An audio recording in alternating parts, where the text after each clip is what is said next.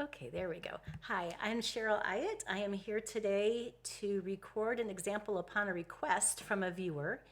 This is measures 81 to 97 from Beethoven's Opus 14, number 2. And I actually have a recording of myself performing this in December at the Toledo Art Museum. I'll put a link beneath this video if you're interested in watching the performance. I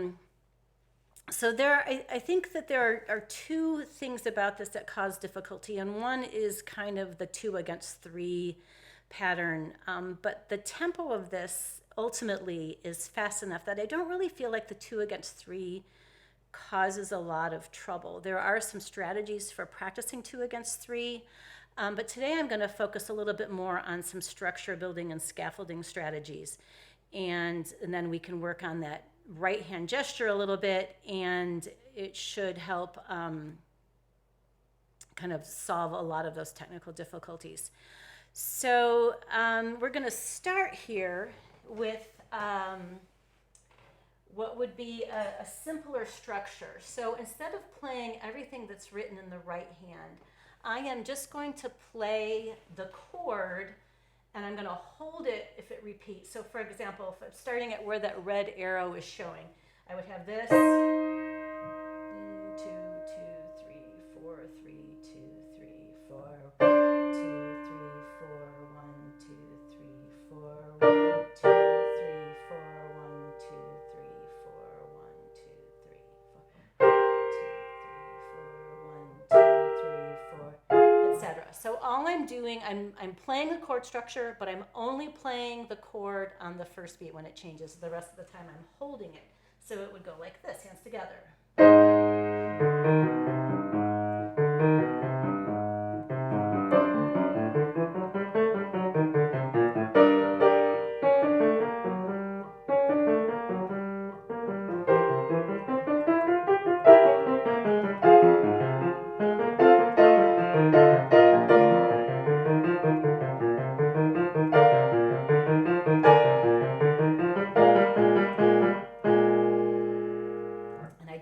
Extra iteration there that shouldn't have been there. I just got kind of caught up in that rhythm. So if I were practicing to secure this, I would do that again and get rid of that extra repetition. The next step would be to play the chord on every beat. So then we have something like this.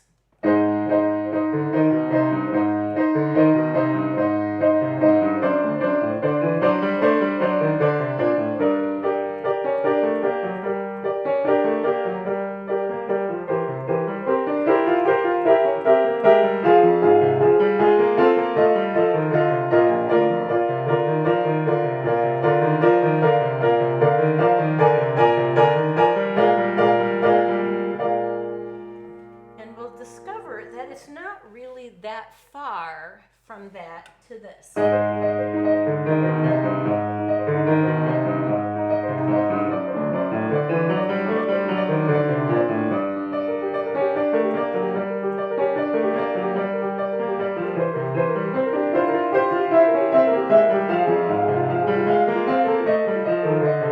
Etc. So this, if we focus on the drop for each chord, it's much similar, and then we just kind of work on that gesture, get that wrist motion going, but mentally we have those structures based on the repetitions,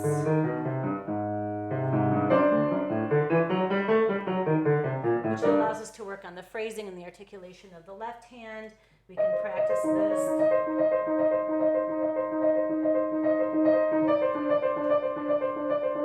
And then put it together.